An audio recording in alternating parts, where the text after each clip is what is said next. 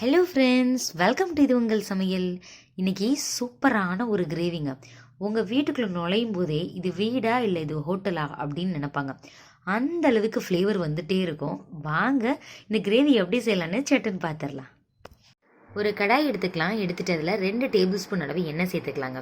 எண்ணெய்க்கு பதிலாக பட்டரும் நீங்கள் சேர்த்துக்கலாம். ஹோட்டலில் எல்லாம் பட்டர் தான் சேர்ப்பாங்க. பட்டர் சேர்த்தோன்னா அதனோட ஃப்ளேவரே சூப்பராக இருக்கும். இன்றைக்கி பட்டர் இல்லாதனால எண்ணெயில் சேர்த்துருக்கிறேன். எதுவுமே நல்லா தான் இருக்கும்.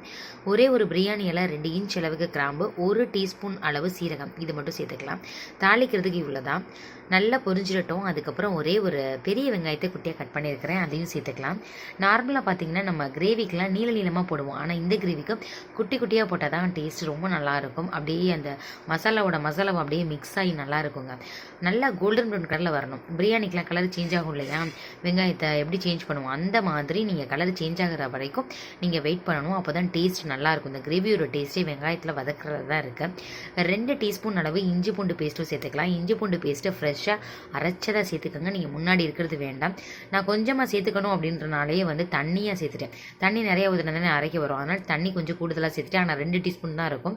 பச்சை வாசனை போகிற அளவு நல்லா அதை மிக்ஸ் பண்ணி விடுங்க. சப்போஸ் உங்களுக்கு பிடிக்கிற மாதிரி இருக்குது அப்படின்னா ஒரு 1/4 டம்ளர் மட்டும் தண்ணி சேர்த்துக்கோங்க. ஸோ பிடிக்காது. இப்போ என்ன பண்ணிக்கலாம், தக்காளி இருக்கு இல்லையா, அந்த 2 தக்காளியை இந்த மாதிரி நைஸாக பேஸ்ட் பண்ணி வந்தாச்சு. இதனால் பழமாக பார்த்து எடுத்துக்கோங்க. நார்மல் சைஸ் தக்காளி தான். இதையும் சேர்த்து நல்லா மிக்ஸ் பண்ணிடலாம். இதை பச்சை வாசனை போகிற அளவு வெயிட் பண்ணணும். மசாலாவை உடனே சேர்த்துடக்கூடாது. காரப்பொடி இதெல்லாம் உடனே சேர்த்துடக்கூடாது. கொஞ்சம் நேரம் வெயிட் பண்ணுங்கள். தக்காளியோட பச்சை ஸ்மெல் எல்லாமே போகட்டும். இப்போ பச்சை ஸ்மெல் போயிடுச்சு. இப்போ என்ன பண்ணிக்கலாம், காரத்துக்கு தகுந்தாப்புல மிளகாய்த்தூள் சேர்த்துக்கலாம். ஒரு 2 டீஸ்பூன் நிறையா சேர்த்துக்கிறேன். காரம் இதுவே சூப்பராக இருக்குங்க. உங்களுக்கு கலர் நல்லா வரணும் அப்படின்னு நினச்சிங்கன்னா காஷ்மீரி சில்லி பவுடர் இருக்கு இல்லையா, அது சேர்த்துக்கலாம். மசாலான்னு பெருசாக நம்ம வேறு எதுவும் போட போகிறதில்ல. மிளகாய்த்தூள் போட்டுட்டோம். அதுக்கப்புறம் கரம் மசாலா போட போகிறோம். ஒரே ஒரு டீஸ்பூன் மட்டும் சேர்த்துக்கலாம். கேமராக்கு உங்களுக்கு பார்க்குறதுக்கு அது மஞ்சள் தூள் மாதிரி இருக்குது. இது கரம் மசாலா தான். கரம் மசாலா இல்லை சிக்கன் மசாலா இருக்குன்னா நீங்கள் அது கூட போட்டுக்கலாம். 2ல் எதுனாலும் போட்டுக்கலாம்.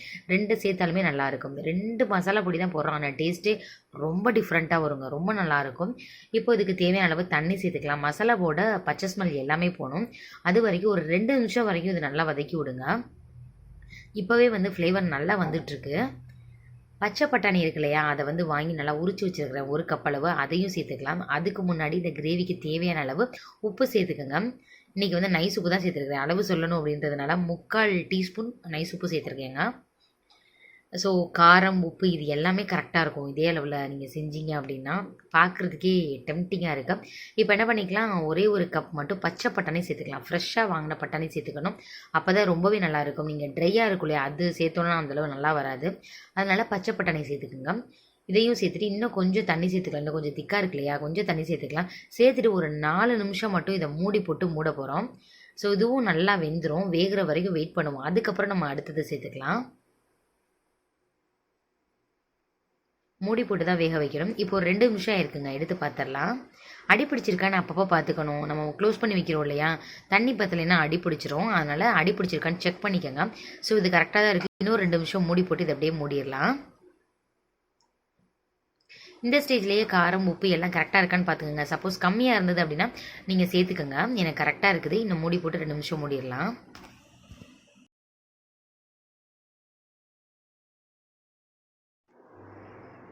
4 மினிட்ஸ் மூடி போட்டு மூடியாச்சு. நல்லா வெந்துருச்சு. உங்களுக்கு வேகலை அப்படின்னா கூட 1 நிமிஷம் மட்டும் வச்சுக்கோங்க. எனக்கு நல்லா வெந்துருச்சு. இப்போ இந்த ஸ்டேஜில் வெந்தயக்கீரை இருக்கு இல்லையா, அதை சேர்த்துக்கலாம். வெந்தயக்கீரை கிடைச்சிதுன்னா ரொம்பவே நல்லது. ரொம்ப டிஃப்ரெண்ட்டாக நல்லாயிருக்கும். சப்போஸ் இந்த கீரை கிடைக்கலைன்னா பரவாயில்ல. ஆனால் வெந்தயக்கீரை தான் இதனோட பேஸே ரொம்ப நல்லாயிருக்கும். ஏன்னா வெந்தயக்கீரை மேக்ஸிமம் வேறு எந்த இதுலேயும் மேக்ஸிமம் யூஸ் பண்ண மாட்டோம், வேறு கீரை யூஸ் பண்ணுற அளவு. அதனால் சரி இன்றைக்கி பட்டாணியோட சேர்த்து வெந்தயக்கீரையும் சேர்த்து செய்யலாம் அப்படின்ட்டு தான் 1 கப்பு சேர்த்தாச்சு. இதுக்கும் தேவையான அளவு தண்ணி சேர்த்துக்கலாம். கீரையை வேக விடணும்.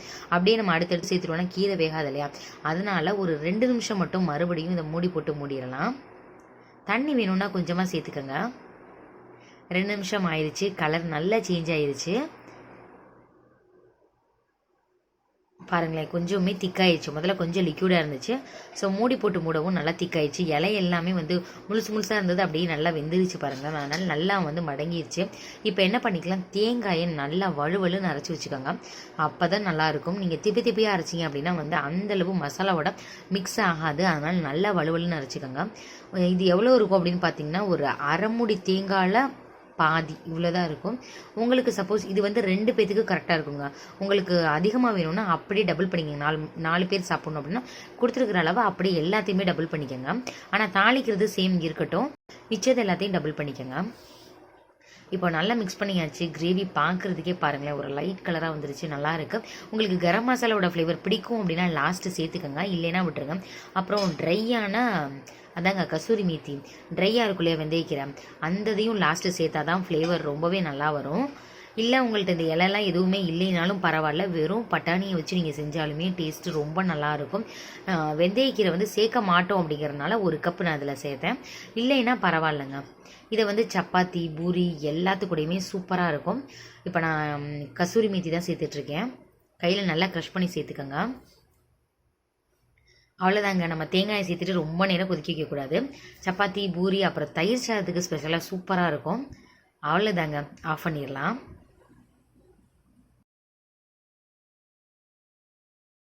நீங்களும் செஞ்சு பார்த்துட்டு எப்படி இருந்துச்சு அப்படின்னு சொல்லிட்டு கமெண்ட் பண்ணுங்கள்.